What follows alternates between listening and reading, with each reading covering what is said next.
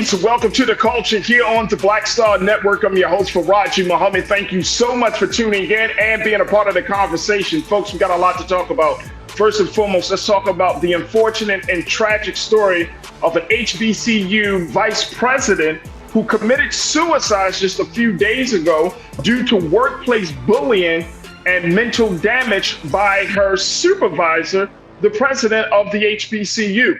We're going to talk about this particular story of Miss Candia Bailey and give you some of the latest details in that. Also, let's talk a little bit about what's happening with the state of young people in this country. I'm asking a question: does America hate its children?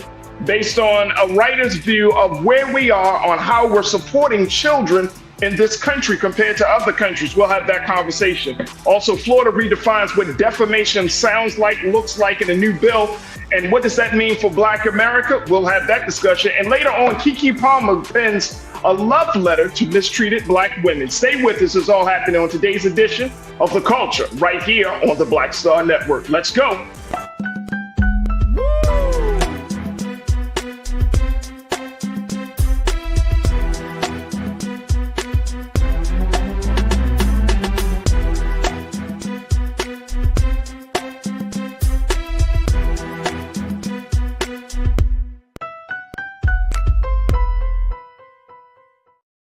Folks, welcome to the culture here on the Black Star Network. I'm your host, Farajii Muhammad. Thank you so much for tuning in and being a part of the conversation.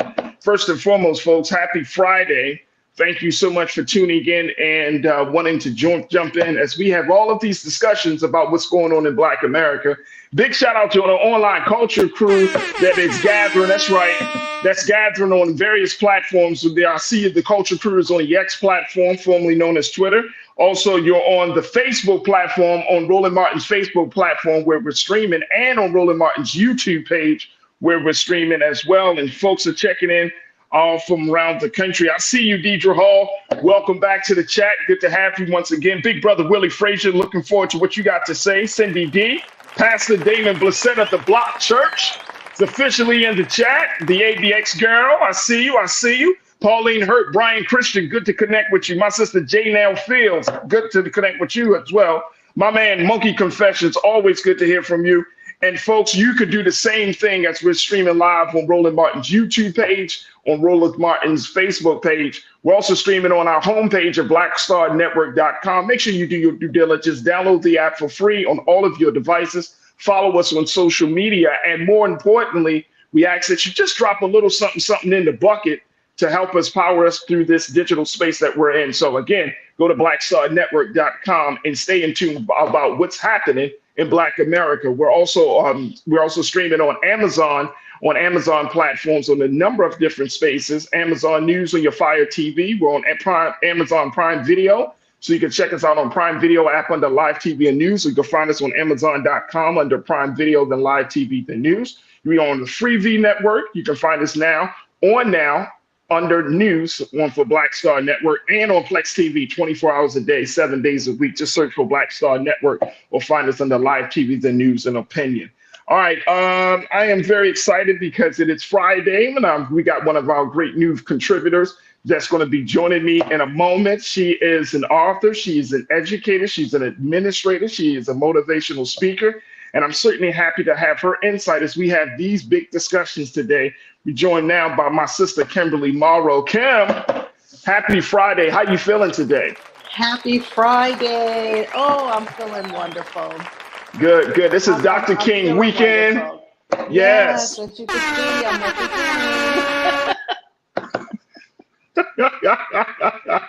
Well, we got to celebrate the life and legacy of Dr. King, and certainly I'm sure he will come up in some of these conversations we have today. Folks, again, you can join us on the and be a part of the conversation. Just post your comments on the chat, whether it's on Facebook or whether it's on the YouTube page. We would love to hear what you got to say. First and foremost, let me start with this very sensitive and yet urgent situation that's coming out of Lincoln University, where the vice president there, man, this is a very sad story, man. This is the Lincoln University Vice President of Student Affairs, Dr. Antoinette Bonnie Candia Bailey. This is the sister here. She unfortunately took her own life on January the 8th, just a few days ago. And her passing has sparked outrage from the Lincoln University alumni across the country who are calling for her supervisor, Lincoln University President Dr. John Mosley, to resign because apparently Dr. Candia Bailey had been experiencing some workplace bullying, some serious harassment, and as she puts it in a number of emails, a lot of mental damage. And so, you know, Kimberly, when we look at education, especially higher education, well, we've seen the situation with Harvard with Claudine Gay, but this situation here is something.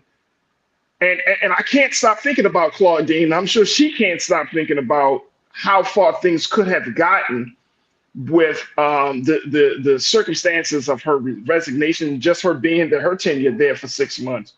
But to see that one of our great intellectuals, one of the brilliant women of our community, decided to commit suicide because of the bullying, as she describes it, from her supervisor. And Dr. John Mosley is a white male.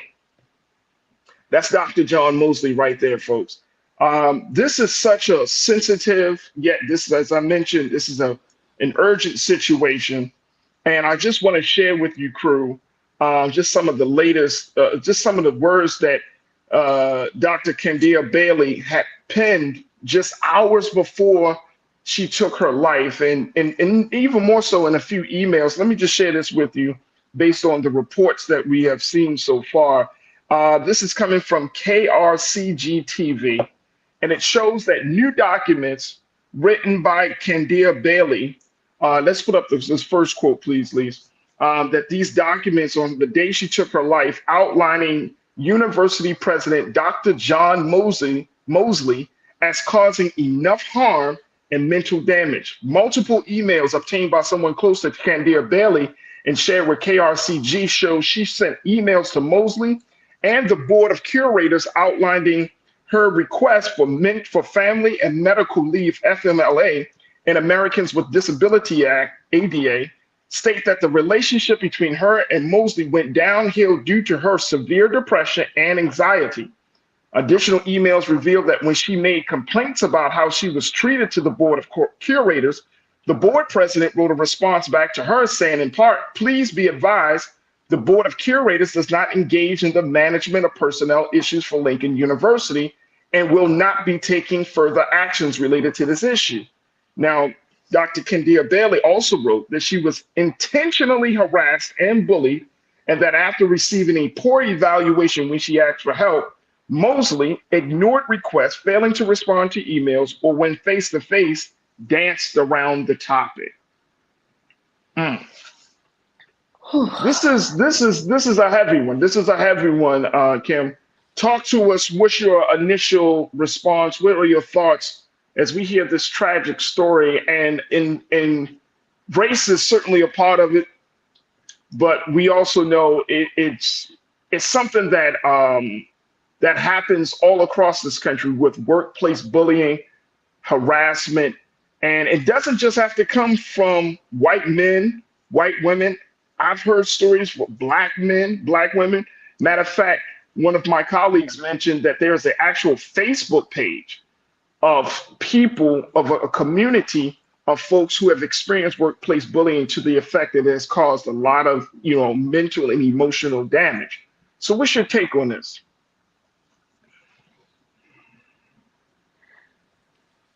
I'm sorry. Give me a moment. No, it's all right.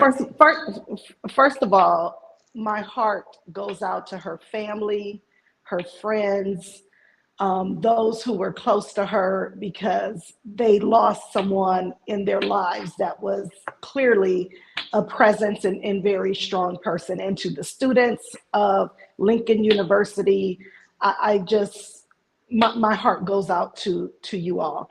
And the sad thing about this situation is she was trying to get support. She was trying to get support from the board, She was trying to get support from the president. So what strikes me in this situation is you had this strong Black woman, this educated Black woman, who I'm sure poured everything into her position, everything into her education, everything into her students, and then to be treated so poorly to the point where it caused her to take her own life. This is just, it's devastating. It's sad. It's disgusting that she was treated in this way. What really struck me, Farajii, was the fact that she expressed that it was causing her mental damage. She let it be known that she had some mental health issues with anxiety and depression. And so they were aware. She was asking for help. And a lot of times as people, particularly as Black people, we don't share that. We don't express that we are struggling with mental health challenges. And so for her to actually have asked for help and for the board to tell her we don't manage personnel, that it's criminal. And I really hope moving forward that those people are more than asked to resign, that there needs to be some consequences to what happened with this person, with her, because it's just uncalled for. It's just uncalled for. So there was some, and I mean, you're talking about her speaking out about the relationship that she had with the president, Dr. John Mosley. You're talking about a woman who recognized that she struggled with depression and anxiety, right? Yes. And she took this job. She graduated from Lincoln University in Missouri. Let me make that clear. This is the Missouri Lincoln University, not the one in Pennsylvania. But she took this job she graduated in 1998. She became a member of the AKA sorority. But her friends said she was a loving, generous person who radiated positivity. But after she took the position of vice president of May of last year, 2023, her friends noticed a change in her. According to one of her friends, she said her whole demeanor had changed. Yes, she was still smiling, but you could tell that something was off, something was different. How do we handle that? And I'm asking because this is a workplace thing, right, Kim?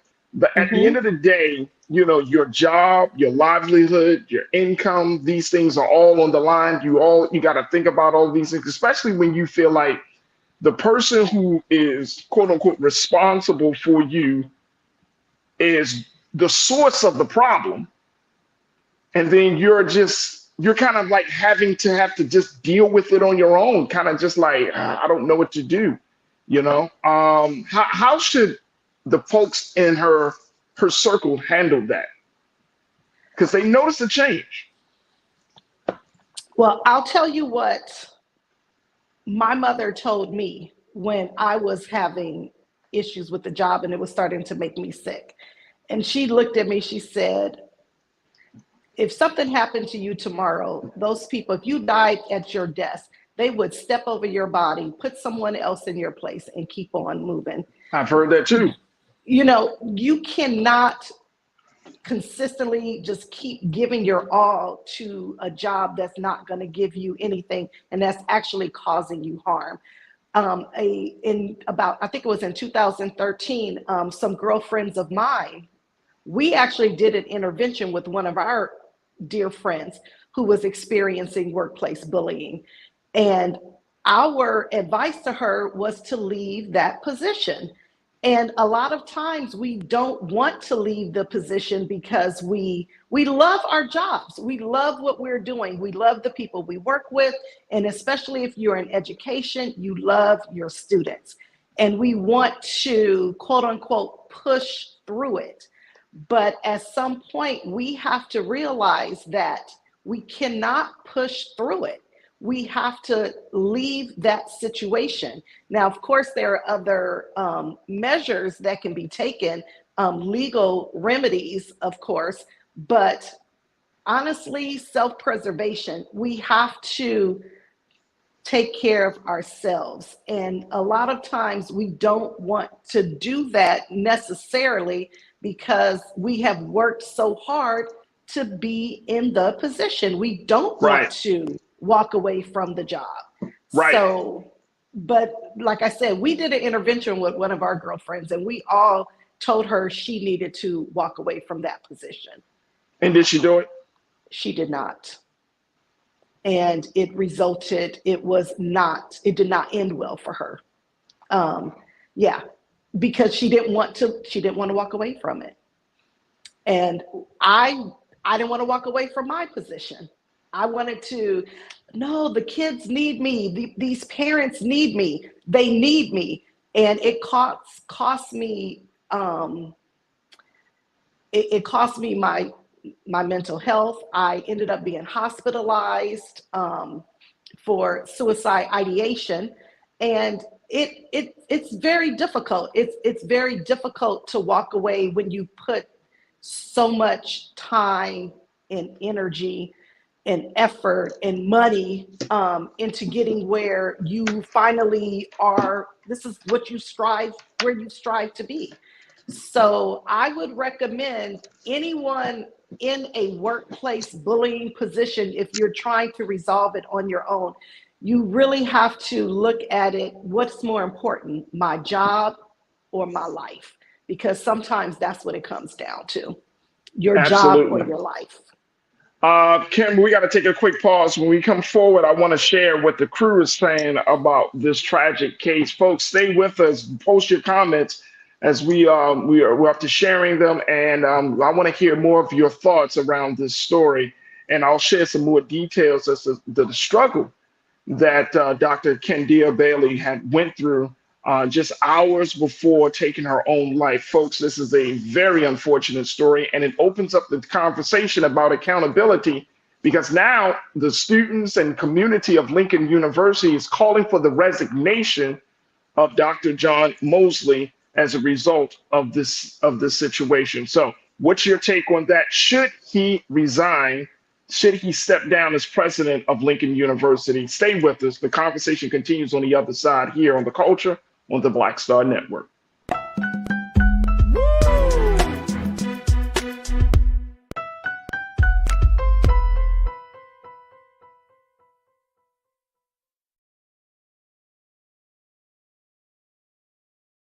When you talk about blackness and what happens in Black culture, we're about covering these things that matter to us, speaking to our issues and concerns. This is a genuine people-powered movement. There's a lot of stuff that we're not getting. You get it, and you spread the word. We wish to plead our own cause.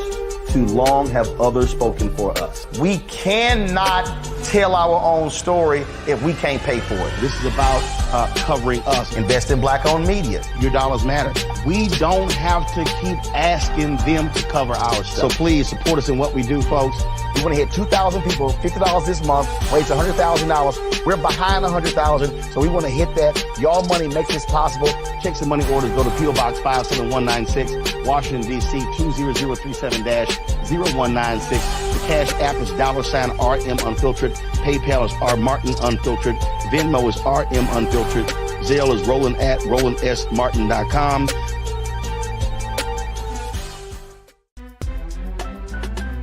I'm Farajii Muhammad, live from LA.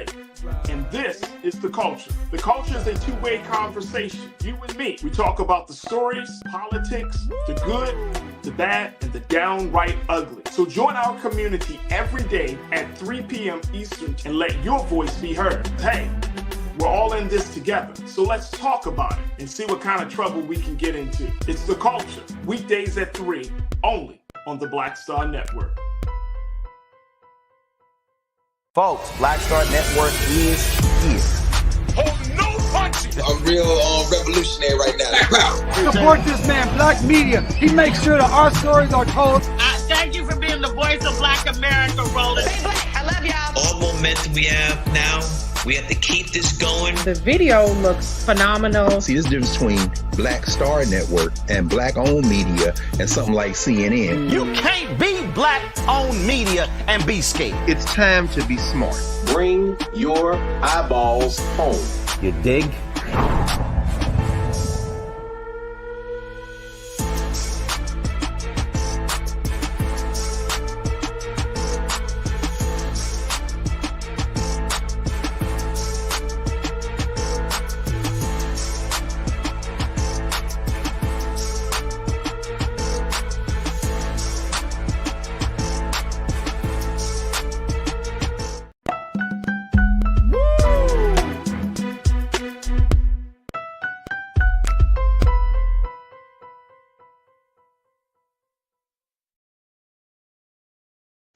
All right, folks, welcome back to The Culture here on the Black Star Network. I'm your host, Farajii Muhammad. Thank you so much for tuning in and being a part of the conversation.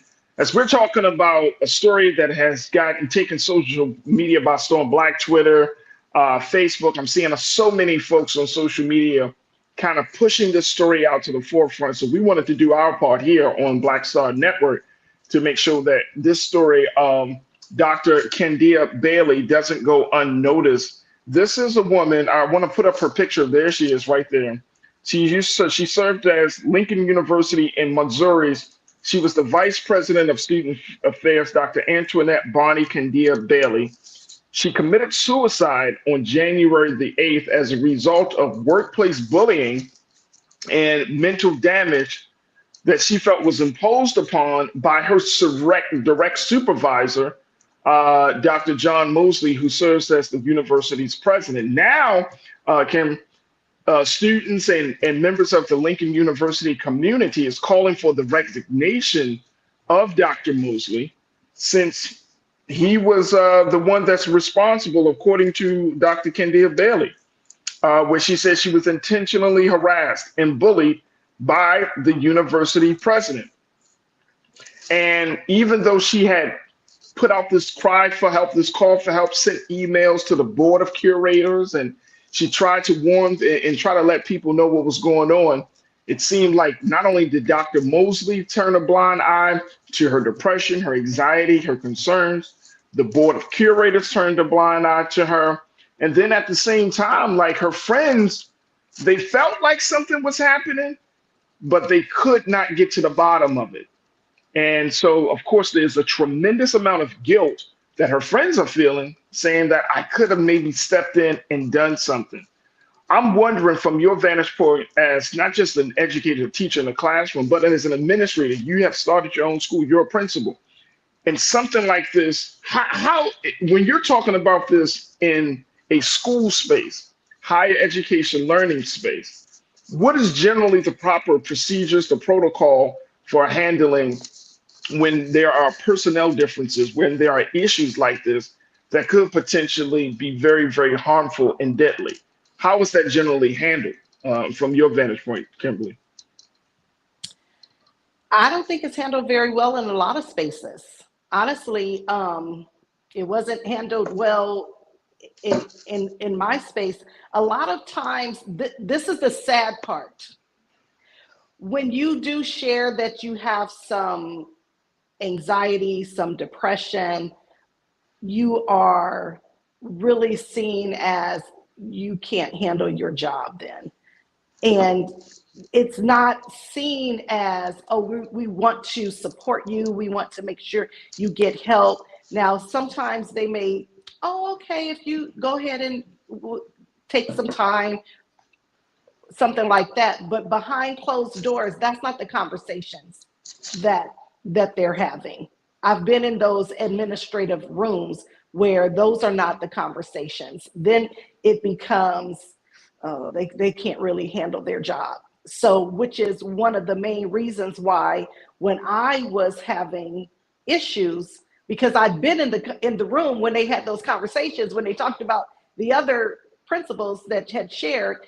That's why when it happened to me, I was not going to share what was really going on, because I already saw how you treated others. And I was not going to allow that to happen to me. So it was always, I had other illnesses that were more acceptable.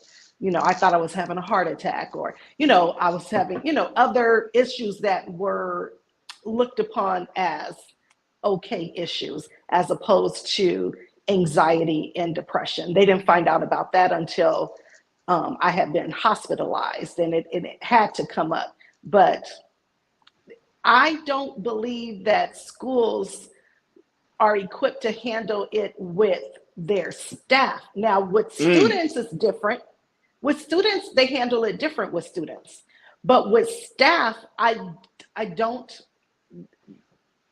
they're not equipped to handle it with staff, or they choose not to, whatever verbiage we want to use here. I want to go back to that board. That board, not only should that president be forced to resign, that entire board should be called to resign. There needs to be a complete overhaul at Lincoln University, and every other university needs to take notice as to what the consequences can be, and that they need to put a plan in place as to how to deal with their staff when their staff has these issues. And Kimberly, that's my next question. With students and faculty, friends and family, and the larger community of Lincoln University calling for the resignation of Dr. Mosley, do they have a case? Do they have a leg to stand on in this case? Because I would assume that trying to quote unquote prove bullying would be very, very hard, since it could be a lot of face-to-face interaction. We don't know yet, and this had, well, at least this information I couldn't come across. If there were, Dr. Candia Bailey said that she had sent some emails to Dr. Mosley and he didn't respond to her about, the circumstances of their relationship, the nature of their relationship. But in terms of proving that this was an issue, I'm wondering, do they have a case to stand on? Do students, do you feel like there's something enough as evidence to remove him from the position and to essentially hold him accountable for the death of another person? That's a good question, and of course we don't know that. But for him, he knows what he did or what he did not do, and so for sensitivity's sake, he should probably either put out a statement, maybe he takes a leave of absence. I don't know. He should definitely do something, showing up and acting as though that tragedy didn't occur, calling for a reevaluation of how they treat employees who have shared that they have anxiety and depression. Anything, something has to be done. Something has to be done. And if she shared in an email that she had anxiety and depression and he did not respond, there are ways to see if he received the email. There are read receipts. So there is a way to find out what did he know and when did he know it. And there should definitely be some type of investigation should take place at that school. Oh yeah, absolutely. That's the least. Let me share what some of the crew is saying. And folks, y'all can post your comments on Roland Martin's Facebook page and Roland Martin's YouTube page, and we'll try to get to as many of your comments as possible. But Lori, you checked in. Lori Parks, you said this is one of the many reasons why the teachers are quitting their jobs all across this country, not only with type of circumstances, but there are others to why they are quitting and being burnt out. And I've heard that. I've heard from a number of teachers. I know teachers in Maryland who say that sometimes the harassment, and they didn't go into detail in terms of their supervisor, but just in dealing with the community, parents, and all of that, that sometimes the harassment, sometimes the level of bullying, from parents. I personally know of experiences where teachers were bullied by students, family members, and whatnot. Like, this adds to the mental anguish. And I'm wondering, Kimberly, how do schools supposed to handle a situation like that? You got parents yelling at you, coming up in your face, threatening you, all types of things. And a lot of and here's what I hear from a lot of teachers, and I'm sure you probably heard this as well. They don't feel protected. They don't feel safe. They don't feel like the school is thinking about their best interest. And to Janelle's point, she pointed out that she said that the president rules the culture of the organization. I'm sure that she is not the only person that had issues there. People are not just cogs in a machine, but even cogs get maintenance. So there's a cultural view. There is a shift that's expected. But some teachers and educators just don't feel safe in some of these spaces. Exactly. And it's not just teachers and it's not just teachers. We know it's support staff as well. It's people who work in the school system do not feel safe and protected.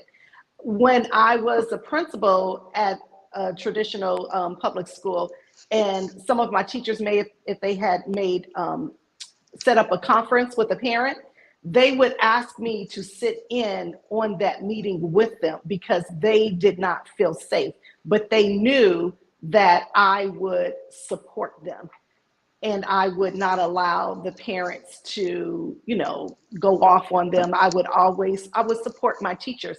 But if my teacher was wrong, I was not going to just throw that teacher under the bus, but I would support in a way to where I would let the parent know this is an issue, we're going to resolve it, but I wouldn't just co-sign what the teacher was saying if the teacher was wrong. So there's a difference between supporting the teacher, protecting the teacher, making sure the teacher is safe, but also not condoning if a teacher is wrong. So there's that fine line that we have to walk. Exactly. It's a very fine line. And I hope that justice takes place. You know what I'm saying, Kimberly? Yes, I hope that justice does take place. We're going to continue to follow this story. I mean, it's such a sad and unfortunate story. It opens up the conversation about suicide prevention. It opens up the conversation about really being in tune with people. If something seems off with your family and your friends or your coworkers that, and you genuinely can ask more questions and try to help them, because we don't know where people's minds are, especially nowadays. So many things are happening. And a lot of adults, it's not just children, a lot of adults suffer from everything from depression to anxiety to suicide ideation, as you mentioned earlier. A lot of people are struggling. And we can't assume that just a quick pat on the back and be like, it's okay, it'll get better. When some people don't truly believe, they lose faith, they lose hope, and they feel like they're in the darkness. They don't believe that it's going to get better. And so, we're going to keep our eyes on the story. I hope justice comes out for Dr. Antoinette. More importantly, I hope that Lincoln University can use this. The board of curators, they got to be removed. The president, he has to be removed. Even though it's one teacher, one professor, one personnel member, the fact is that if it's one too many, especially when somebody sends you emails and they're talking to people and the whole nine, and everyone turns a blind eye. Those in leadership needs to be removed, and they need to be removed now. We got to take a quick pause. When we come forward, let's talk about where we are in this country and this country's relationship with the next generation with children. I've read this article, how a woman who went to Greece, spent some time with her family, and she realized that America, may not be the #1 country to treat children right. I'm gonna share with you what she had to say from her experience in Greece and how that looks, and how it looks for our experience here in America with our children. So stay with us. That conversation is coming up next here on The Culture on the Black Star Network.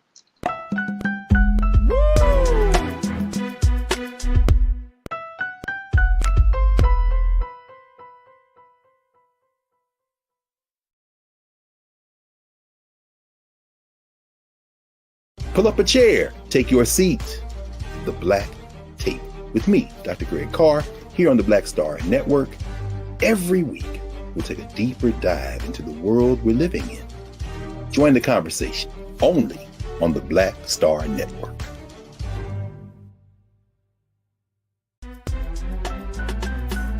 Farajii Muhammad, live from LA. And this is The Culture. The Culture is a two-way conversation. You and me. We talk about the stories, politics, the good, the bad, and the downright ugly. So join our community every day at 3 p.m. Eastern and let your voice be heard. Hey, we're all in this together. So let's talk about it and see what kind of trouble we can get into. It's The Culture, weekdays at 3, only on the Black Star Network. When you talk about blackness and what happens in black culture, we're about covering these things that matter to us, speaking to our issues and concerns. This is a genuine people-powered movement. There's a lot of stuff that we're not getting. You get it, and you spread the word. We wish to plead our own cause. Too long have others spoken for us. We cannot tell our own story if we can't pay for it. This is about covering us. Invest in black-owned media. Your dollars matter. We don't have to keep asking them to cover our stuff. So please support us in what we do, folks. We want to hit 2,000 people, $50 this month, raise $100,000. We're behind 100,000, so we want to hit that. Y'all money makes this possible. Check some money orders. Go to P.O. Box 57196, Washington, D.C. 20037-0196. The Cash App is $RM Unfiltered. PayPal is R Martin Unfiltered. Venmo is RM Unfiltered. Zelle is Roland at RolandSMartin.com. Folks, Black Star Network is here. I'm real revolutionary right now. Support this man, Black Media. He makes sure that our stories are told. Thank you for being the voice of Black America, Roland. Stay black. I love y'all. All momentum we have now, we have to keep this going. The video looks phenomenal. See, this difference between Black Star Network and black-owned media and something like CNN. You can't be black-owned media and be scared. It's time to be smart. Bring your eyeballs home. You dig?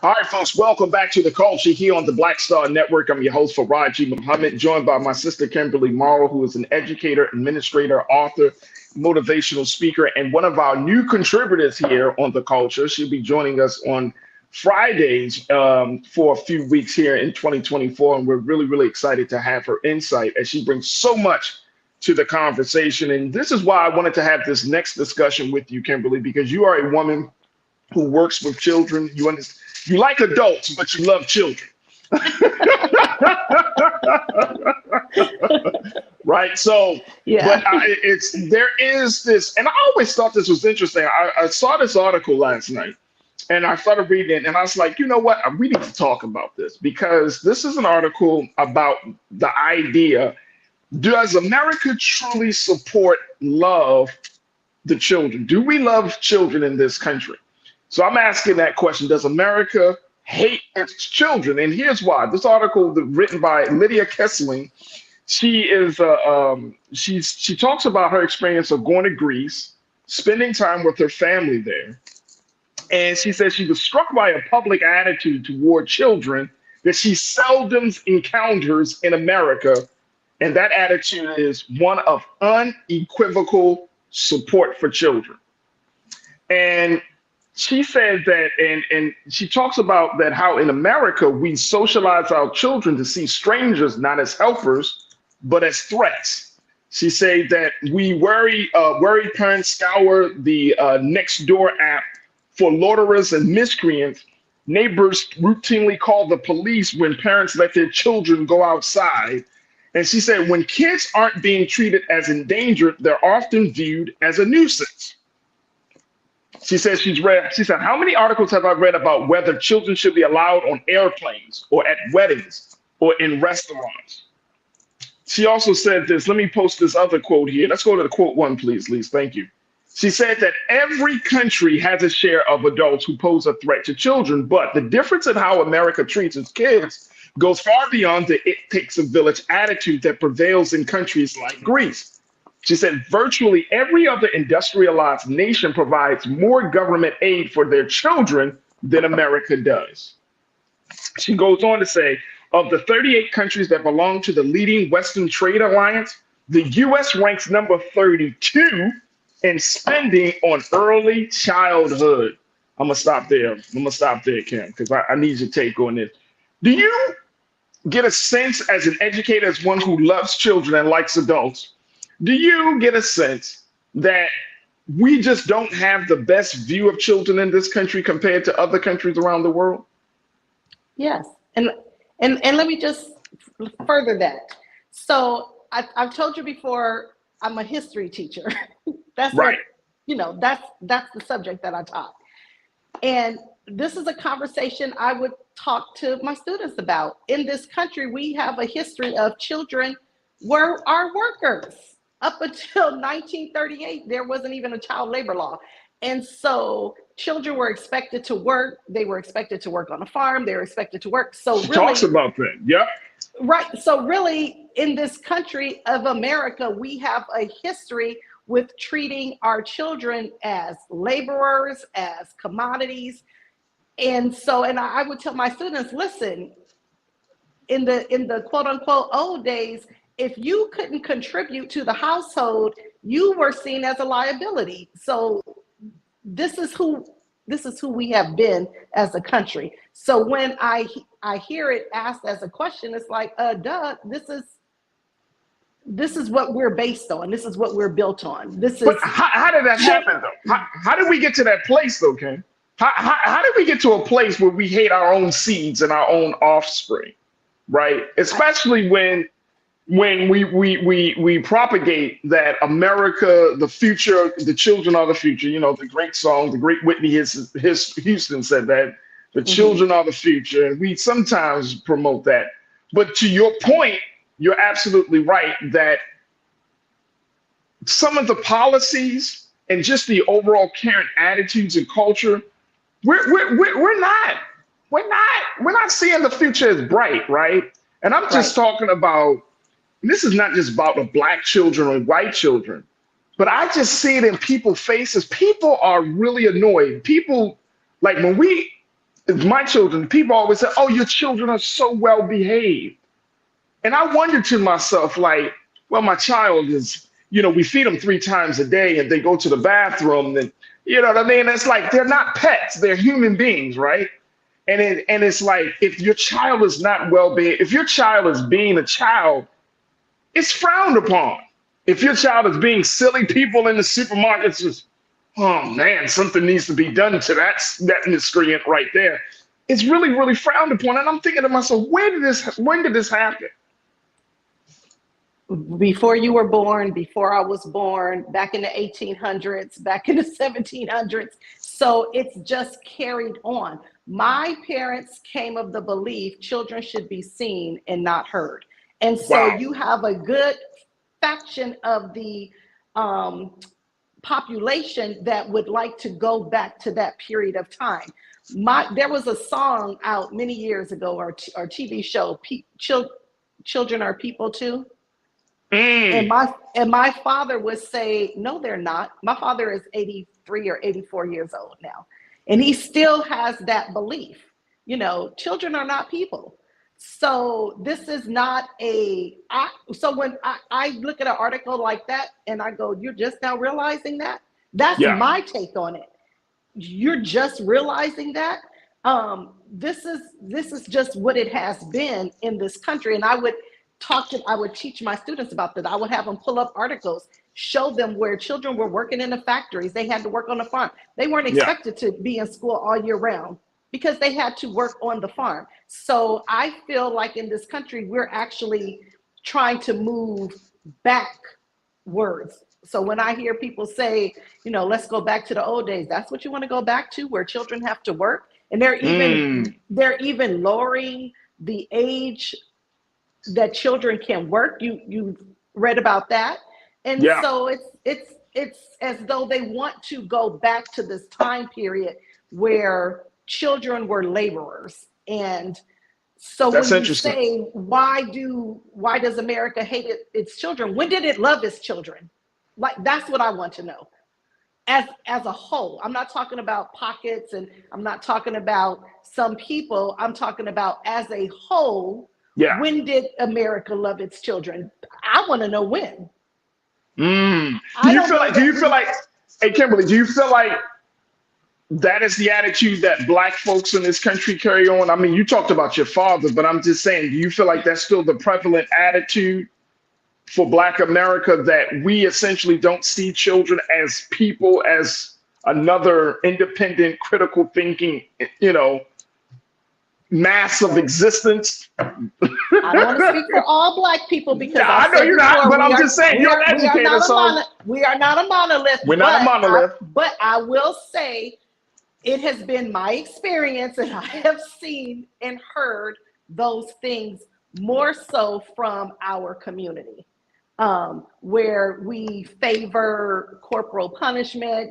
They need to be whipped, et cetera, et cetera. So in my opinion, I do see that happens a lot more in our community, probably because the way we were raised. Like I said, I don't think I'm that old, but I guess if my father is 83 and my mother would be in her mid 70s, maybe I am that old. But that is maybe I am that old. But that is that was our reality. That was our reality. That was our reality. Hey, Lise, could you pull up quote number 4? Because I want to speak directly to what Kimberly has spoken to. This is something that I did not know. Thank you, Lise. She said, check this out. In the same article, folks, the U.S., if y'all didn't know, the U.S. is the only member of the United Nations that hasn't ratified the UN Convention on the Rights of the Child, which includes the right to be free from violence and labor exploitation. The leading cause of death for American children and teens is gun violence. And as we know, the labor issues of children in this country. And so she brings it up, which is why we brought up this question, all of which raises the question, why does America hate its children? We still have and see, when people talk about progress, and I've been doing some reading, Kimberly, and I'm going to say this, then we got to take a quick pause, but I've been doing some reading, looking at other countries, and it's sad.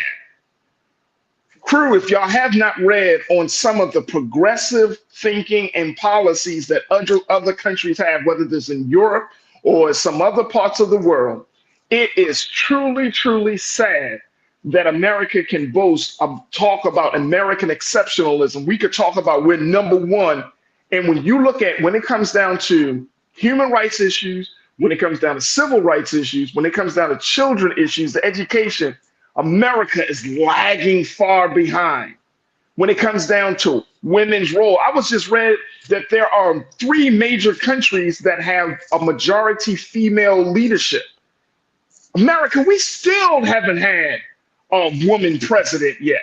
When we look at the situation here with the children, one of the big things that I'm going to talk about it when we come back from break, is the fact that we are still struggling and fighting over paid leave for families. We're still fighting and struggling over what we saw what happened during the pandemic, but had to end, the child tax credit, and how the government in other countries, that when you have a child, they support you for so many amount of years. I mean, we're so far behind in certain areas. And I'm like, how can we say that we are the most progressive when it shows otherwise? Let me just take a couple of comments very quickly as we talk about this. And folks were asking the question, does America hate its children? What's your take on it? Post your comments. Lori Parks, you said from Indiana, and you are correctly right, having children work in bars, especially the female girl child. Damn. Girl children working in bars. Wow. Karen Connor, thank you, Lori. Karen Connor, my sister, checking in. She said, Karen, you said, I was in Greece in October and November 2023 and agree with this. I witnessed how loving the Greek people are with their children. I have seen this in other countries as well. What the hell is going on in America? Robin Welch, thank you, Karen. You said where I live, the age used to be 16 before you could work. Now it's 14. Why do we adultify children? Why do we want children to grow up so fast? And this is something I tell my own son and daughter. Take time. Don't rush to grow up, because you got many more years in front of you, God willing, than behind you as a child. Don't rush to grow up. Enjoy your childhood, because everybody wants you to grow up so fast. For what? To pay bills? To take on responsibilities of the household? To be stressed out by 35? Right. What are we encouraging our children to do? And we always tell them, I hear our people, Kimberly, and I'm sure you heard it in school settings and in communities. You need to grow up. You need to be a man. Right. You're telling 5-year-olds, 10-year-olds, and girls and boys, they need to grow up, need to be an adult. For what? It's like we're angry at them. It's like we're seriously angry at our children. The crazier part is that we're responsible for bringing them into the world. Right. And back in the old. Okay, yeah, go ahead, Kimberly. You want to say something, or you want me to? I don't want you to lose your thought. No, I'll keep it. You'll keep it? Okay. All right. We're going to take a quick pause. When we come forward, let's continue the conversation on the other side. Does America hate its children? Joining us also is going to be another educator, dynamic sister, our sister Corinna Denise. She's going to be joining us. I want to hear what she has to say about this. And of course, we'll continue to take your comments. So post your comments on Roland Martin's Facebook and YouTube page. And stay with us, folks. You just tuned into The Culture here on the Black Star Network.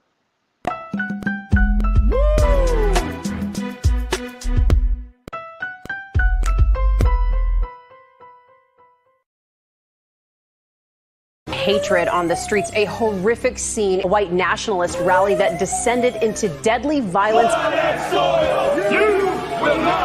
White people are losing their damn minds. As an angry pro-Trump mob storms the U.S. Capitol, we've seen shootings. We're about to see the rise of what I call white minority resistance. We have seen white folks in this country who simply cannot tolerate black folks voting. I think what we're seeing is the inevitable result of violent denial. This is part of American history. Every time that people of color have made progress, whether real or symbolic, there has been what Carol Anderson at Emory University calls white rage as a backlash. This is the rise of the Proud Boys and the Boogaloo Boys. America, there's going to be more of this. Here's all the Proud Boys, guys. This country is getting increasingly racist in its behaviors and its attitudes because of the fear of white people. The fear that they're taking our jobs, they're taking our resources, they're taking our women. This is white fear.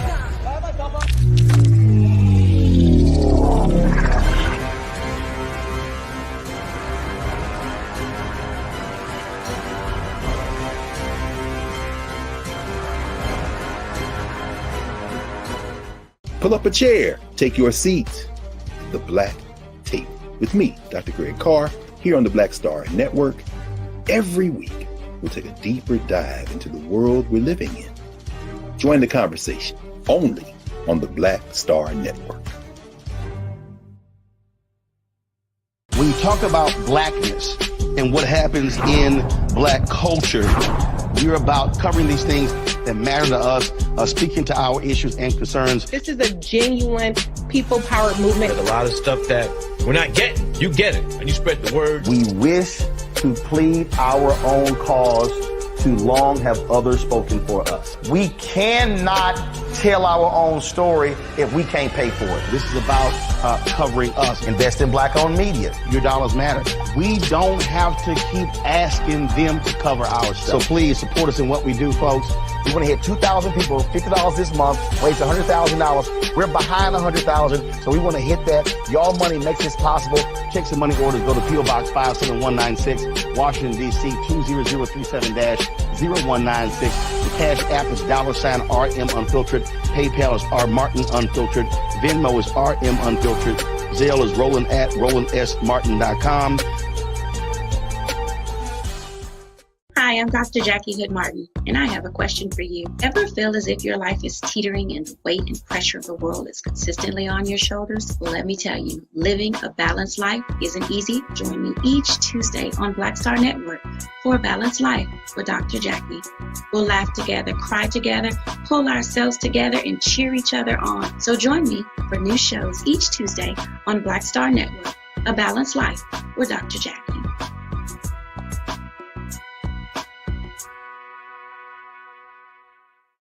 Don't you think it's time to get wealthy?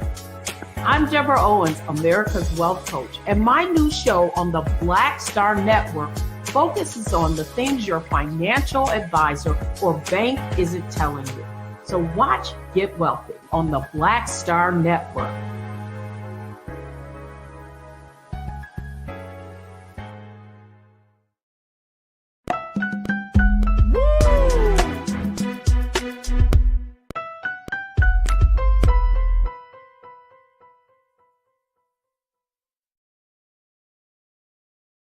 All right, folks, welcome back to The Culture here on the Black Star Network. I'm your host, Farajii Muhammad. Thank you so much for tuning in to the second half of the show. Happy Friday, and I hope that you are doing well, and I appreciate you for tuning in. And you can participate in these conversations today as we are streaming on Roland Martin's YouTube page and Roland Martin's Facebook page. And just join us into the chat as to be a part of our online culture crew for the day. And we'll try to get to as many of your comments as possible as we have these conversations. Now, we're also streaming on our website at blackstarnetwork.com. Make sure you do your due diligence, download the app for free, follow us on social media at Black Star Network. But more importantly, we're asking for your financial support to be investors and stakeholders in this movement as we are embarking upon carving out a new space for Black content and Black conversation like no other. So again, go to our website at blackstarnetwork.com, and we thank you for your support. Now, we've been having a conversation, folks, about children and its relationship to America based upon a recent article that I came across where the writer of the article says she went to Greece and found that Greece, their attitude, their public attitude, their policies are more amendable and more loving and caring to children, only for her to return back here to America and found out that we are still years behind making progress in making children feel safe and supported. And so we've been talking about this larger question: does America hate its children? And I've been checking in with my sister, Kimberly Morrow, who is an educator, administrator. She's a school principal. She's also a book author as well as a motivational speaker. And we're also joined by my other sister, Corinna Denise, who is a college advisor and a political strategist as well. And Corinna's always bringing it, especially when she comes on. It's always Fire Fridays with Corinna. I'm just letting you know. Happy Friday, folks. It's always Fire Fridays when Corinna comes on, Kimberly. So you are part of the fire today, but we're having this conversation. Corinna, just thinking about this relationship that we have in this country, thinking about policy, thinking about culture and attitude, do you feel like America hates its children at this point? Hate is such a strong word. I don't know if I want to say hate, but I think there definitely is some dislike. It just makes me think of, what my mom would say to me, what my grandmother would say to her when she was growing up, children are to be seen and not heard.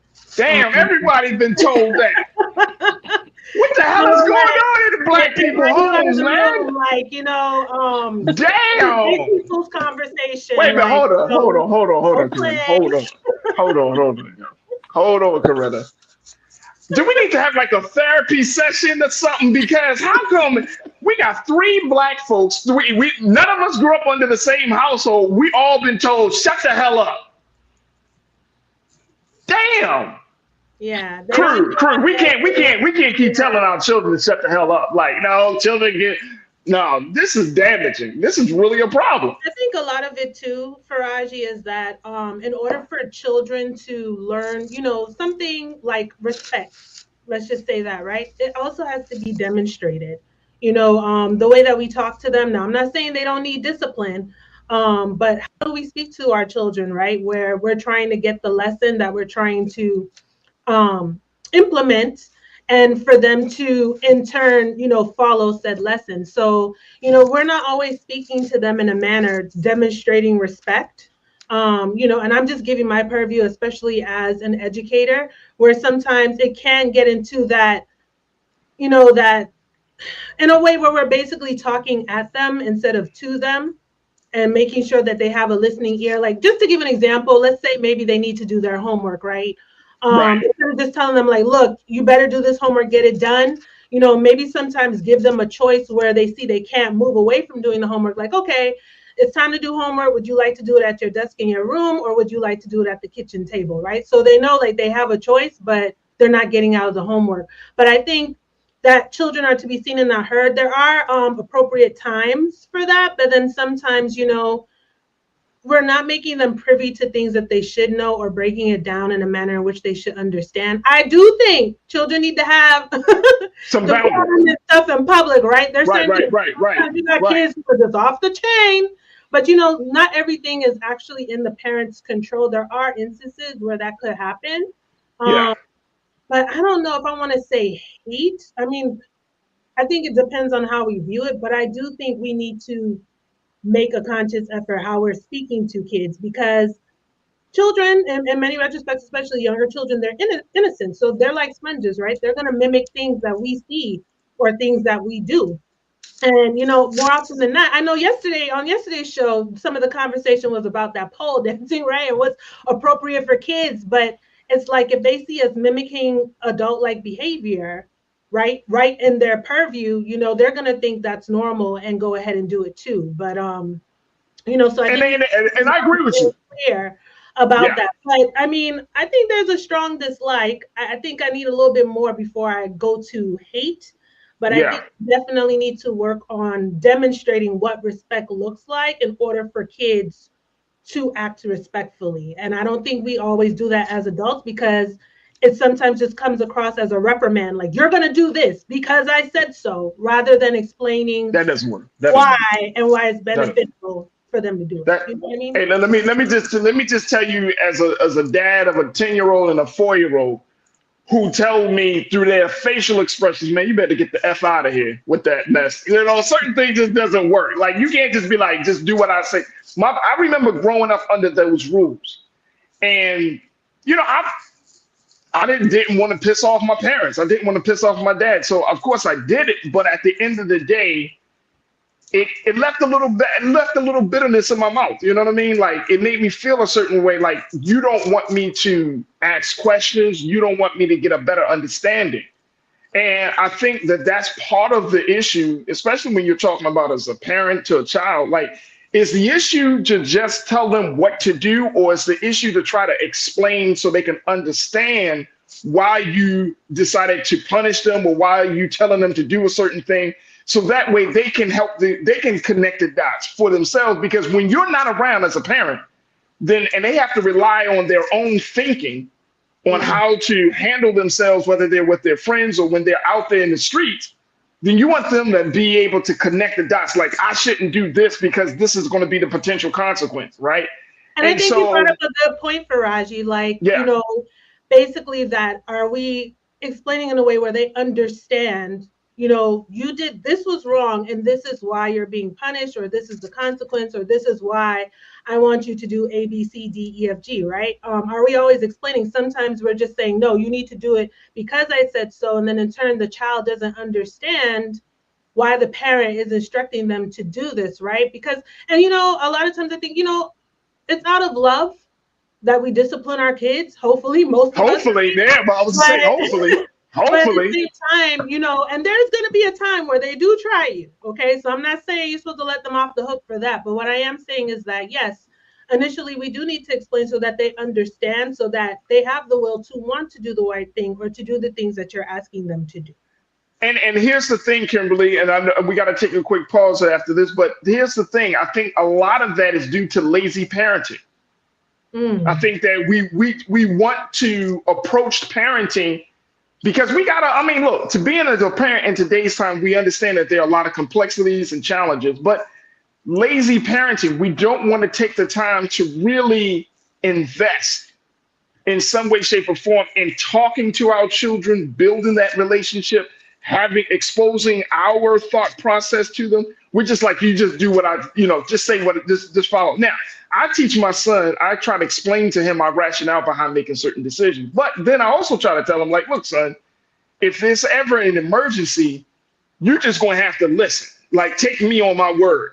But for him at 10 years old, as a cerebral and critical thinking little black boy that he is, he needs to have some assurance. And I know this might sound crazy to some of you, but he needs to feel like my dad can make the right decisions.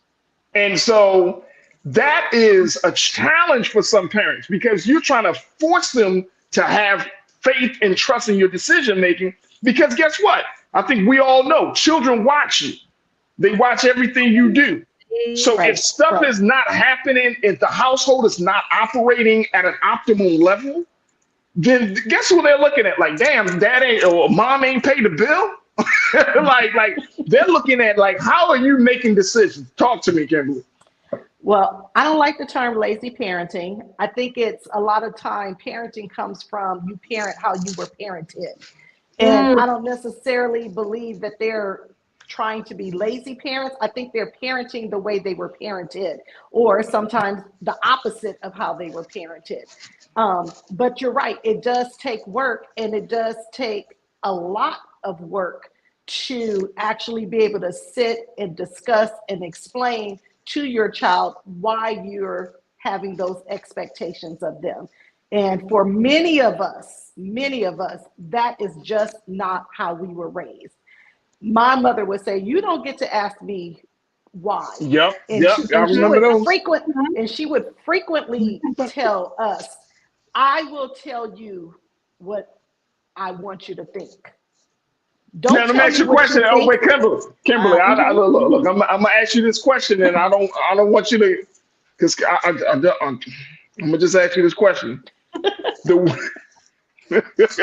way you are now in your life, do you agree with that thinking and rationale? The way my parents raised me? Yes, and that statement, like, don't question me. Because I'm teaching, like, if we're asking our children to be critical thinkers, we're asking our children to be inquisitive. We're telling them it's okay to ask questions. Like, I even tell my son, you can even go to God and ask questions in the right spirit. So nobody is above asking questions, in my view, right? But do you agree with that now? I want to make sure I'm understanding your question. Do I agree with my mother telling me, don't tell me what you think, I will tell you what to think? Yes. No, I don't agree with that. and fortunately, before she passed away, we were able to have those conversations. And she even realized, after her evolution and going to school and getting a degree and everything, and she even realized, that was not that was not the thing to do. So we had a lot of conversations while I was an adult, and we actually got to talk those things through. But again, that's awesome. She treated me, that's how she was raised. That's why I said I don't think it's lazy parenting. I think it's you parent how you were parented. She parented me how she was parented. And she learned later that there was another way to do it. So, yeah. I understand. I don't want to get you in trouble with your ancestors. I don't want to get you in trouble. Mr. Define, you said sometimes they need to know because I said so. Gentle parenting is an experiment that we will not know works until we reach a point where it might be too late to turn back. Gentle parenting. Everybody says that. Thank you, sir. Welcome to the chat. McCole, you said the policies and responses to the abuse, murder, hunger, food insecurity, being unhoused, and the mental health of children give the message that America doesn't value our children. Absolutely. Someone else in the chat mentioned that if you can arrest kindergartners, that just goes to show you that we don't like our own children. Let me see if I can get one more before we take our next pause. I saw who was it? I think it was Janelle. You made the mention about having children. Oh, there you go. You said, Janelle, there are examples of how to successfully treat and grow the future leaders of our nation, but America's too arrogant to follow others' examples. Farajii, if I may just jump in real quick. Oh my God. No, you can't jump in. Those comments just made me think, though, crew, it just made me think about how when it comes to the crisis we have going on right now with gun violence in this country, and especially in schools, that makes me reevaluate the question, does America hate its children? You see, initially, I guess I didn't necessarily receive it in that context, but now that we're discussing it and fleshing it out and unpacking it, oh my God, it's like, I'm kind of like borderline, yes, because what is so hard to get sensible gun laws in this country? Because students don't feel safe. We have done too many shooter drills, right? In the schools, and God forbid if someone actually comes in, kids are actually raising the questions like, do we have a chance at surviving this? So yeah, and speaking also to the comment about all the other atrocities, poverty, housing, all these other things that plague students and their families, where they don't have a stable mindset to focus on their academics and extracurricular activities, right? So, and the fact that a lot of our legislators are sitting lackadaisical to that. Yeah, we have to raise those questions. Does America hate our children? And now that I'm really thinking on that, yeah, I'd have to say borderline just about, because especially with this gun crisis, it's beyond ridiculous that absolutely and teachers and administrators don't feel safe in school of all places. So, and I'm gonna go back and Corinna to absolutely, and just as we take our next pause, keeping in mind the leading cause of death for American children and teens is gun violence right now. That's the leading cause of death. Now, when we come forward, I want to continue this conversation because there is an effort in this country to reform or to revamp or to really institute some mandated paid parental leave. Now, this is on the policy side of things, folks. It's not just about culture and attitude. This is our policy that shows that there isn't support for the woman, there isn't support for the family here in this country to support us in giving us the time and space to grow. I want to get your take on that, and I'm also going to ask both Corinna and Kimberly's take on that as well. So stay with us. The conversation continues right here on The Culture on the Black Star Network.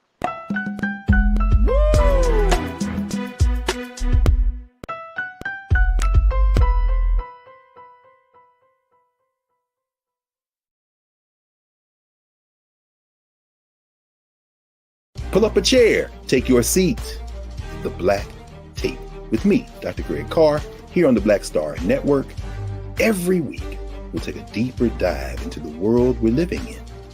Join the conversation only on the Black Star Network.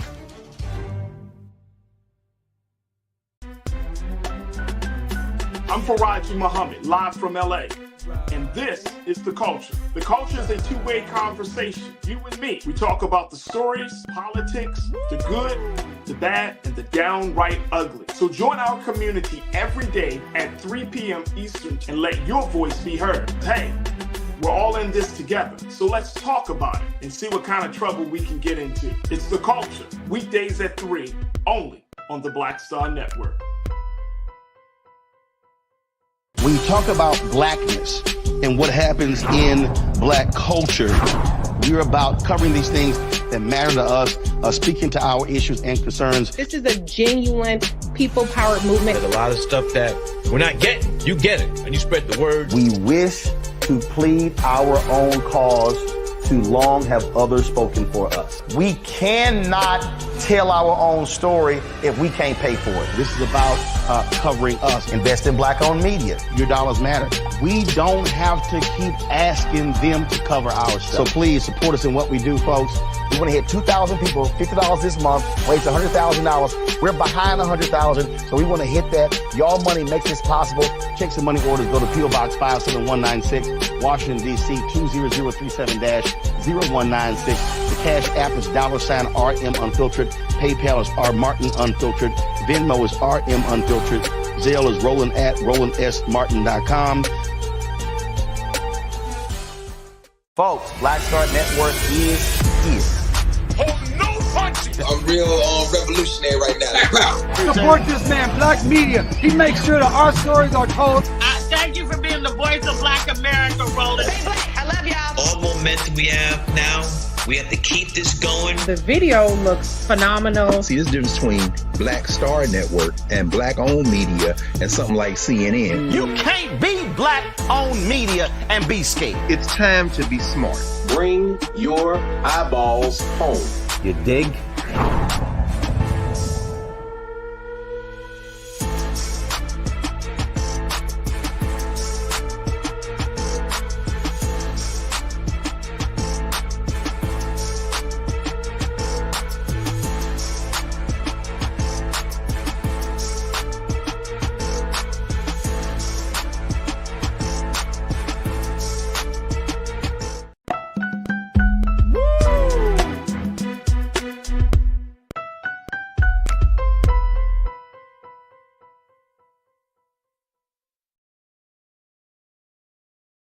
All right, folks, welcome back to The Culture here on the Black Star Network. I'm your host, Farajii Muhammad. The conversation that we got cooking right now is the one about America and its relationship with its children. Does America hate its children? Do we hate our kids in this country? I'm talking to my sisters, Kimberly Morrow, who is an author, who is an administrator, educator. She's a professional speaker as well. She's talking about all types of things in the context of both schools and in the community. So we welcome Kimberly for being a part of this conversation. Also, we're checking in with Corinna Denise, a college admissions advisor. She is also a political strategist. And she is also given her thoughts on this as she's been working with children of all ages as well. I want to go to what Grandma Sings too had to say in our crew. And welcome back, Grandma Sings too. You said the older way of parenting came from our history as enslaved people. This conversation is part of our people's evolution. I'm glad it is. I hope it is. Because I feel like, Kimberly, we got to debunk some things, right? Like letting people know, like it's certain things that we were told as children is either not acceptable now or it just doesn't work, right? Like, you know, and I know that I kind of grew up in a parenting, and I don't think my father nor my mother, but I don't think, you know, with my father, I don't think he was intentional about this, but it's like a fear-based style of parenting, right, that we have seen. And we can go through a number of different things about what's happening in individual households. But I think also to speak to this question, does America hate its children? I think it also speaks about the policies. Some of the policies in this country are so anti-family, anti-woman, anti-dad, anti-children. It's like, damn, does America really want you to be married? Does America really want you to have children? Here's one of the issues, and this goes back to the article that that Lydia Kisling talked about when she asked this question about America hating its children. She pointed out, let's go to quote number 2, please, Lise. She said that America, by contrast, has no mandated paid parental leave. It has no universal child care. Only 1/3 of American families can afford child care, which consumes 27% of their income on average. Parents are being forced to leave big cities because they can't absorb the cost of childcare, while those in rural areas often can't find care at all. Let's go to quote 3, please. She says, America's rampant child neglect doesn't stop with this lack of daycare. Infants are more likely to die in childbirth, in America than in any other rich nation, and U.S. newborns are more likely to grow up in poverty. Millions of children attend public schools that are literally falling apart. We got some real problems here, Kimberly. Yes. So there's no paid parental leave, no universal child care. We're seeing that children are dying before they have a chance to grow, and schools are falling apart. And there's this ongoing battle, whether it's in Congress, whether it's in state legislatures, whether it's at the White House. There's this ongoing battle that essentially that shows where's the love for the children? Where's the love for the family unit at? What's your take on this? Well, that's why when they were talking about overturning Roe v. Wade and pro-life, so you're pro-life when the baby is inside the mother, but when the baby comes out, then you're no longer pro-life, because Right. it shows you're not, because of the policies that you have in place. There is no support for mothers after the child is born. After the child is born, everything that she said in the article, high daycare costs, high medical costs. It's as though they don't want to help the parent once the child is born. And it's interesting because in an article in 2022, a few Republicans had said that they are going to have to start doing better when it comes to supporting parents outside of the pregnancy. Wait, and this is here comes the bullshit. Right. Can we say that? Yes, and this was in 2022. I'm going to give you a quote here. It Yes, says, ma'am. we have to start thinking in terms of some of these things now that Roe has been overturned, to be more supportive of families and mothers. That was Senator Charles Grassley, Iowa. This is what he told to Axios. But where's the legislation? What have they done? And that was in 2022, and we are now January 2024, and we're still having this conversation. So I hear what Coretta said. She didn't like the term, why does America hate children? That's so strong. But my question in the beginning was, when has America loved children?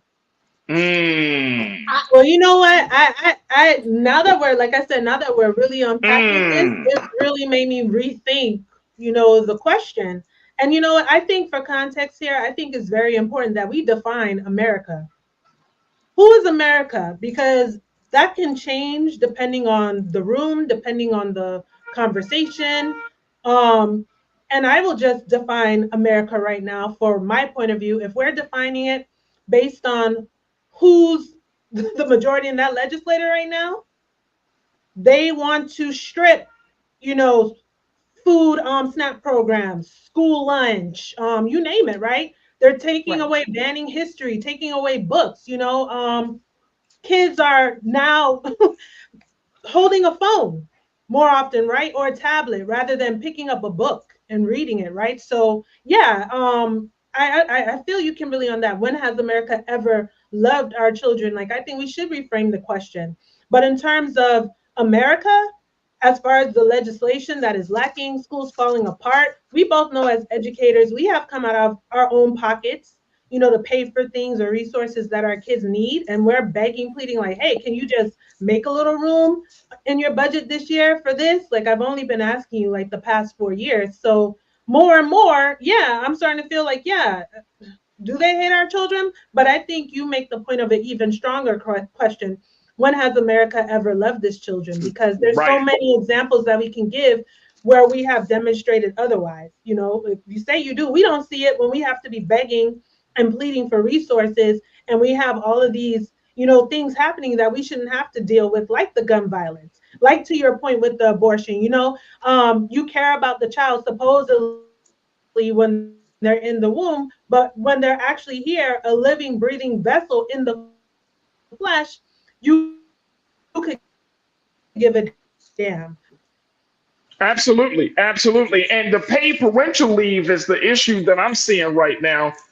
Tennis champion Naomi Osaka, she's a part of an effort where she is advocating for paid parental leave. And because she had found, since she just got her daughter, and she has the privilege to take off of the amount of time she needs to take off and then to return to her profession, right? Because she's a tennis player. But she recognizes also that this is not the case, that she's like an outlier of the whole situation, that this is not the case for millions of mothers back home who have to like adjust between taking care of their children. They got to make some women, y'all got to make some very, very critical decisions about, okay, do I take this amount of time? Y'all can have a baby. And then it's like, hey, you got to figure out when you get right back to work. You know what I'm saying? Yeah. I've worked in daycare. And then we on the outside of that. We don't even get a chance. No.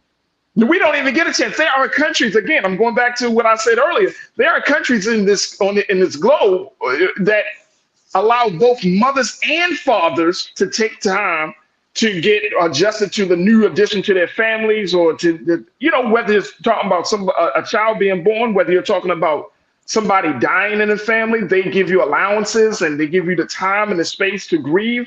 In this country, it's just like, keep the hell moving on. And it's sad. It's very, very sad.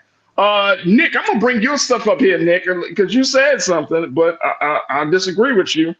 Let me say something. Nick, you said you all speak as if you know what's good for individual households. You are not the voice nor the authority to make such assertions backed with loud statements. The men are the leaders of the house. Okay, Nick, Mr. Nick Hawkins,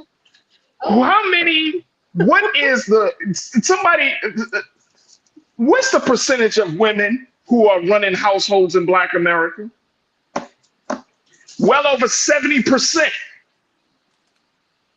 Well over 70%.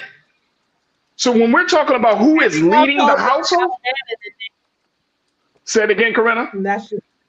I said every household doesn't have a man in it, Nick. That's the point. That's the point. So if men are the heads of the household, but the men aren't present, then who is the leadership going to fall upon? Yeah, enlighten us, Nick. But Kimberly, you got something to say. Real quick too. It ties back. You see how I'm always talking about voting? Yes, it is foolishness that we don't have paid child leave. And as a matter of fact, that was on the table, okay, in the legislature. But guess what? It didn't get the votes it needed to pass. So are we going to sit back and complain about not having it? Or are we going to show up and show out, move the people out of our way and move the people in, and then pressure them to make it happen? You see, because the more it's not going to happen if we just sit out. Ain't going to happen. They're not going to just magically have a light bulb come on and say, oh, you know what? That's the moral and just thing to do. We have never seen forward in this country because of something that is moral and just. It's always connected to that dollar bill and pressure. So in order for us to get to your point, Farajii, something like paid child leave, yes, many countries have it. Hell, we just got paternity leave like recently. You see more jobs doing that, right? And that's more so because of people advocating for that. Yeah, dad needs to be able to stay home too with mom and help adjust with a newborn in the household, right? There was pressure, there was advocacy. So all this still ties back. We're not going to get the things we need for our children to create a more loving environment. We love our children. So even if America per se doesn't love our children right now, we love our children enough that we need to change the makeup and the dynamic of what's happening in DC to get the essentials that we need for our children. I agree. And I think Kimberly, as we close out and take this next pause, I think that it also requires us to make some different choices on our interactions within our relationship with our children. We all been exposed to some form of toxic parenting. Can we use that term right there, Kimberly? That we've been exposed to some toxic parenting. We know that. We know. So the onus comes back on our shoulders for us to say, I'm going to do something different with my child. Even if you don't have children and you are in relationships and you are in the spaces of children, you as an adult can have a different relationship with that child. You can have a different relationship. Kimberly, you got the final word. What's your take? I didn't really understand Nick's point. So maybe he could clarify it. We don't speak for all people. We're just speaking the fact that we should have parental and family leave, especially. He's saying that he's saying that we're essentially speaking without authority, as if, but you don't need authority. We're part of the culture. We're part of a community of people. And even though Corinna might not have children, doesn't mean that as an educator, as one who's a part of the community, her say still has significance and weight. It doesn't. I don't understand this. People say, "Oh, well, y'all not the decision makers." Who the hell cares? We got something to say. Exactly, and we're sharing our thoughts. And the reality is, when a woman has a child, she does need time off from work. I am a woman. I have had 2 children. I've birthed 2 children. I did need time off for work. That's the reality. So that's my final word on that subject. And you need time off from work.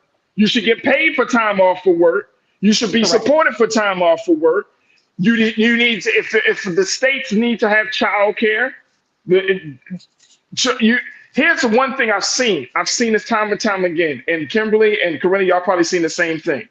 For example, teachers got to be at school sometimes at 7:30 in the morning, 7:45, 8 o'clock in the morning.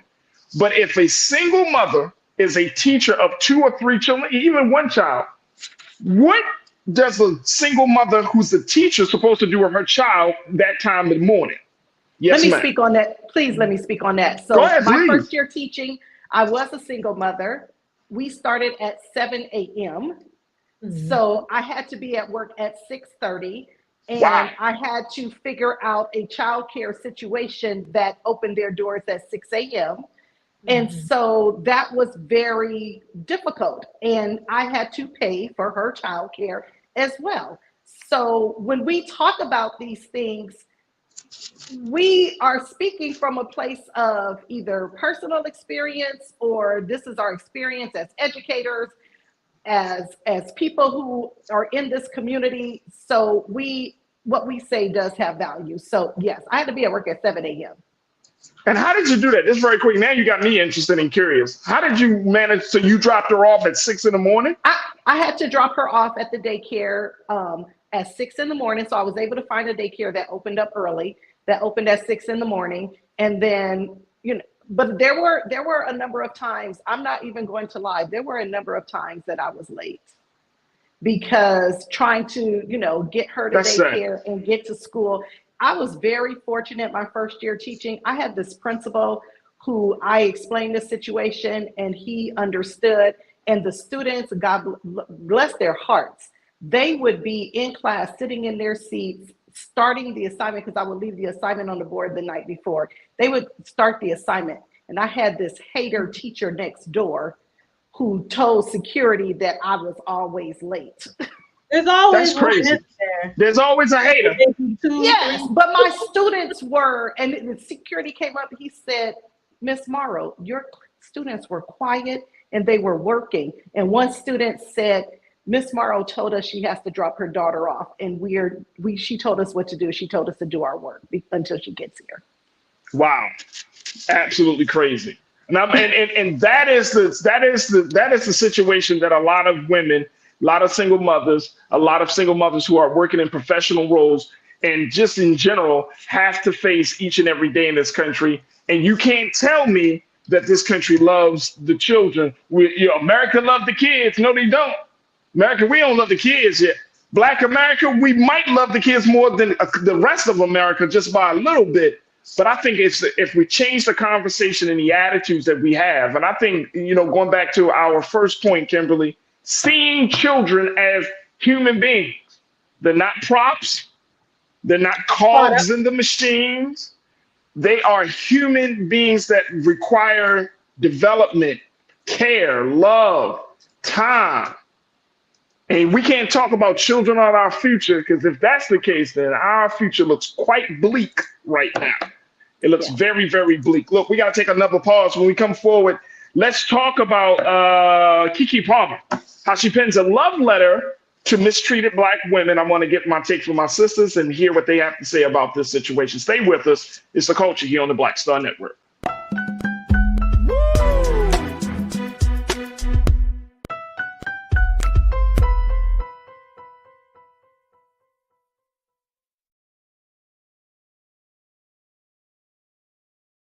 Black Star Network is here.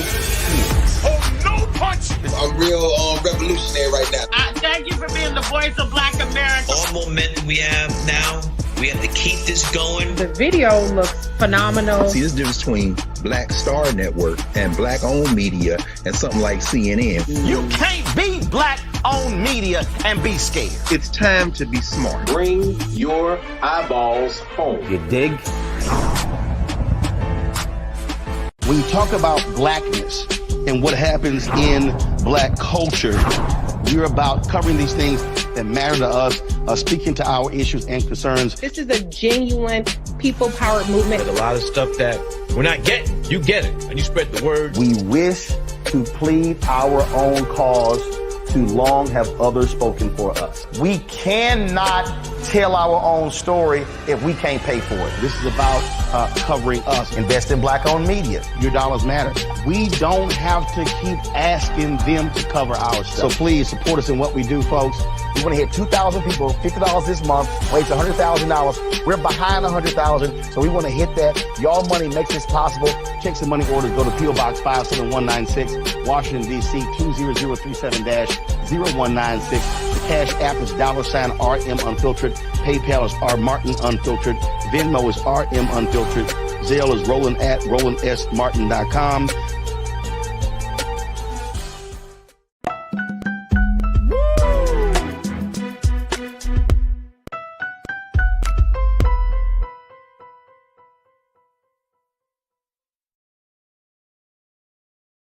All right, folks, welcome back to The Culture here on the Black Star Network. I'm your host, Farajii Muhammad, joined by Corinna Denise and my sister, Kimberly Morrow.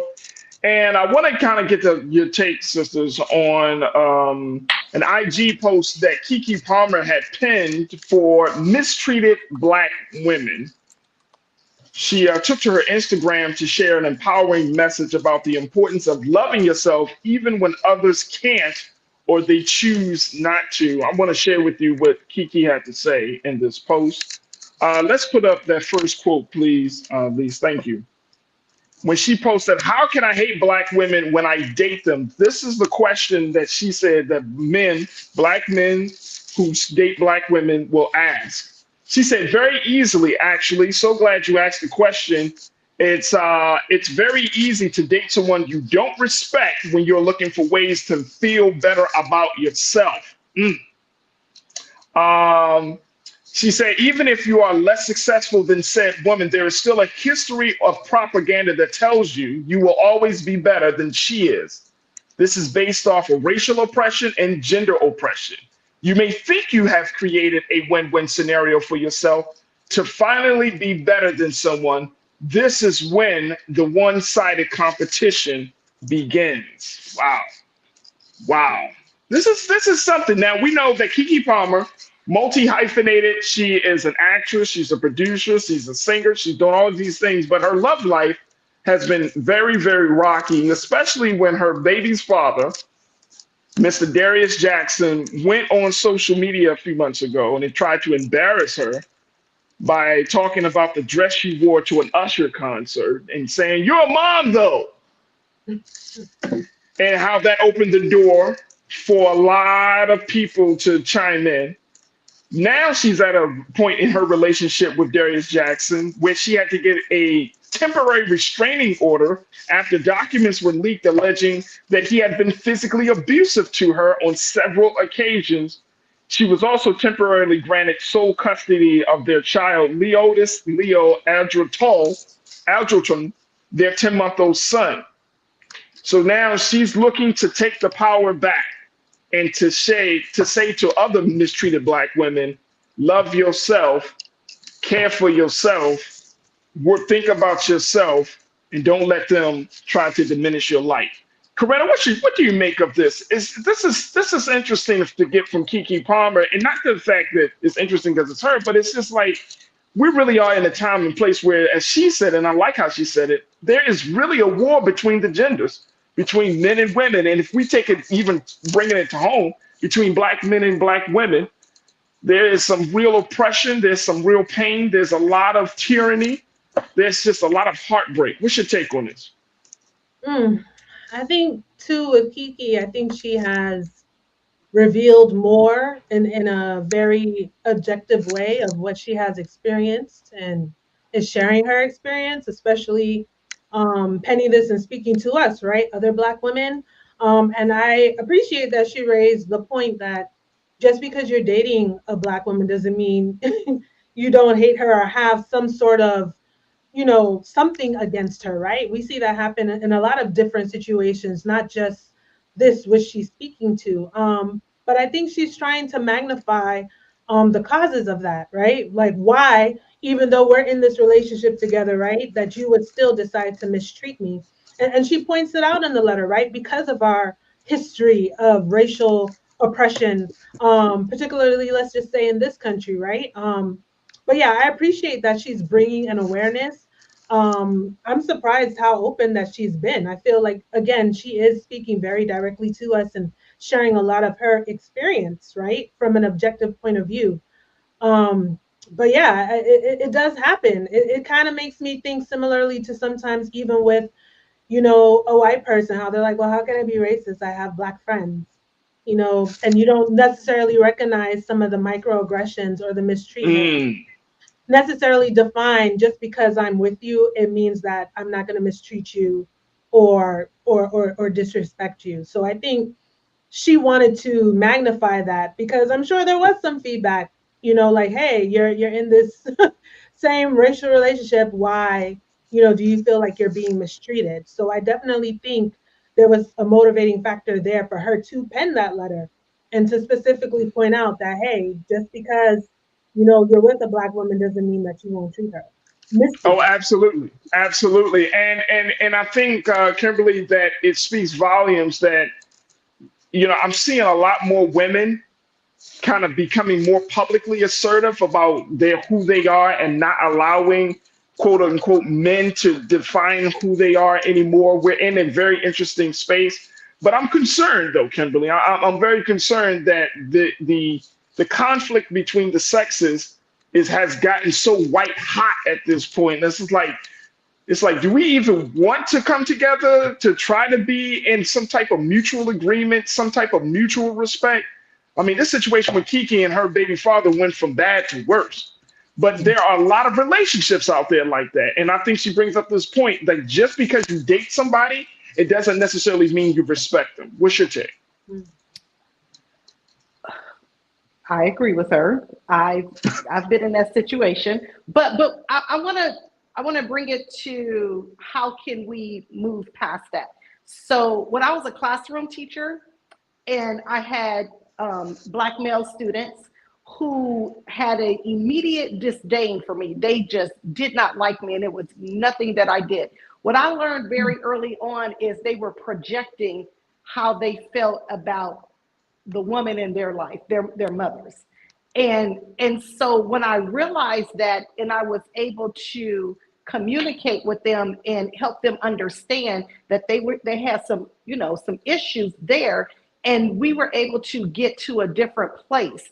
And so I think a lot of times as women, so we have these sons, we really have to be careful how, especially as single mothers of sons, we have to be careful how we're speaking to our sons, because that is going to carry over into their relationships, because they're going to see Black women as the enemy.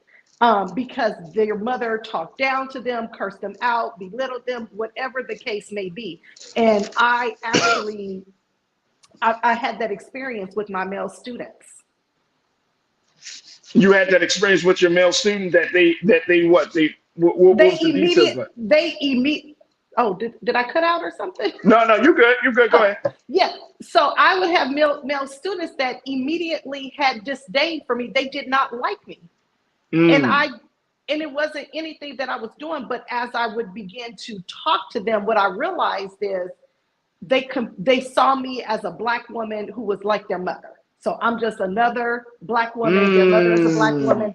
And so that's why I liked where she went deeper with it when she talked about it, because it becomes this competition. Now, these males, they're my students. We're not in competition with one another, but they immediately took a disliking to me because I reminded them of their mother. And so what I was saying is, as mothers, those of us who are single mothers, we're raising Black boys, we need to be thoughtful as to how we're talking to our sons, because that will carry over into their relationships with women. So that's the way I wanted to go with that conversation. I didn't want to put it on myself, because I did date a man who did not like Black women, but it was because he dated Black women. So yeah, wait a minute, he dated a Black woman even though he did not like Black women. Well, it is similar to what Kiki's experience was. He didn't know he didn't like Black women, Farajii. he thought he loved Black women, but the way he treated Black women, it was in response to he did not have a good relationship with his mother. And so we were another version of his mother. And so that's why I'm saying, as an educator, I strongly urge mothers who are single mothers, you are raising a Black son, be thoughtful of how you are talking to him, because those things carry over into their relationships with women. They may be dating Black women. They think they love Black women, but at the root, they don't. Speaking of which, real quick, Farajii, yeah, go ahead, named Tony in the chat basically told me about my shirt, how I can't promote. We just blocked his ass. And my hair. We blocked him. All right, look, let me tell y'all something. Y'all ain't coming on his show. Hold on, let me just tell y'all something. Tony, no, we're not playing that game. Don't have relaxer. I really love my kinks and curls. But you know, that's a conversation right there of hating on Black women. Like, why?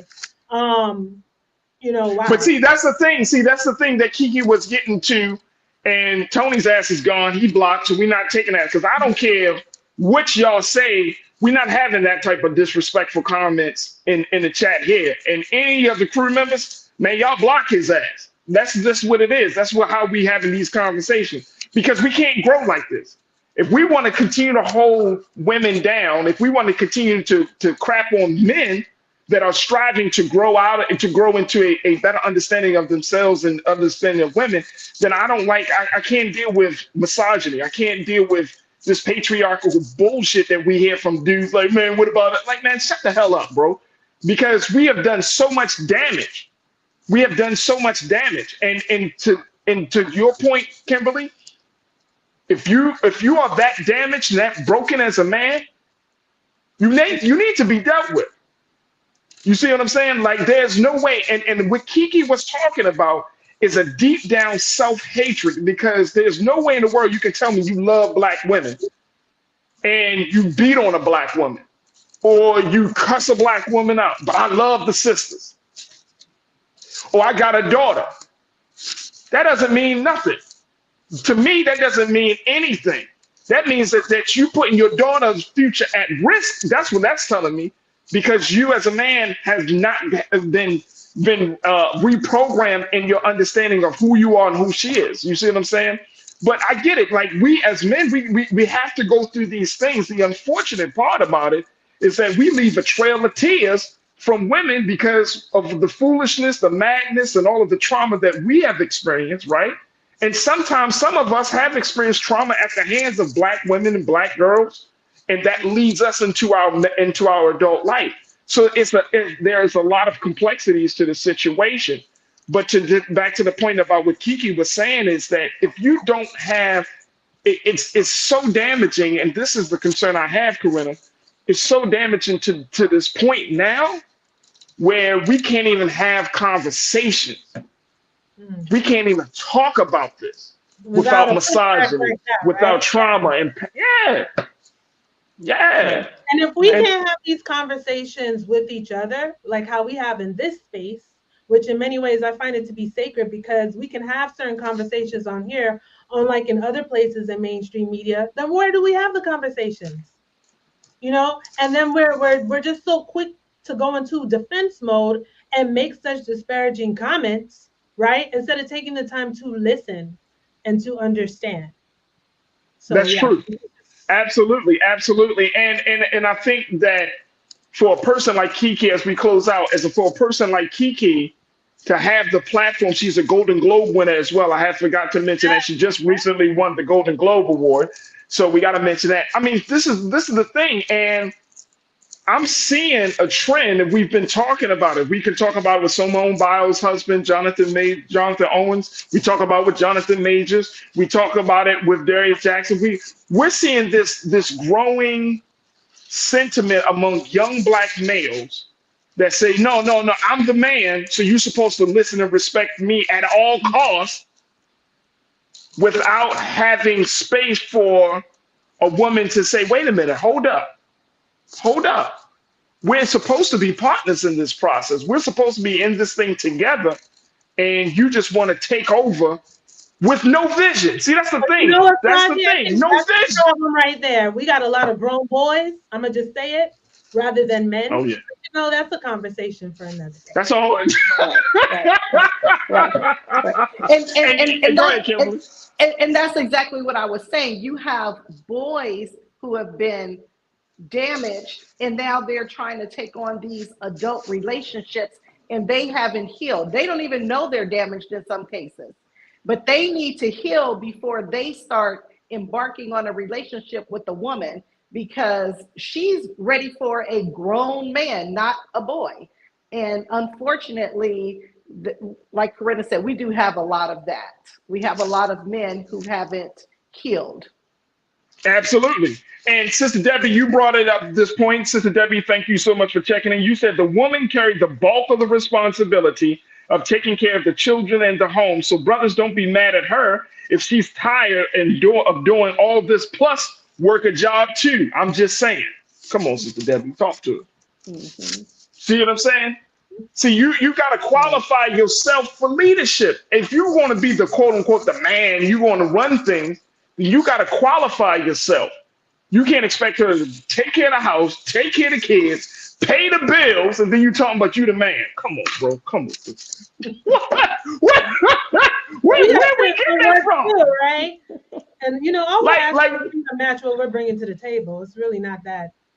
And then you talking about what you bring, and then you want to be like, what you bring to man, shut the hell up, bro. Like you got to qualify yourself. Look, that's the only way, y'all sisters, y'all know it. Y'all will not respect a man if he doesn't qualify himself to be respected and to lead.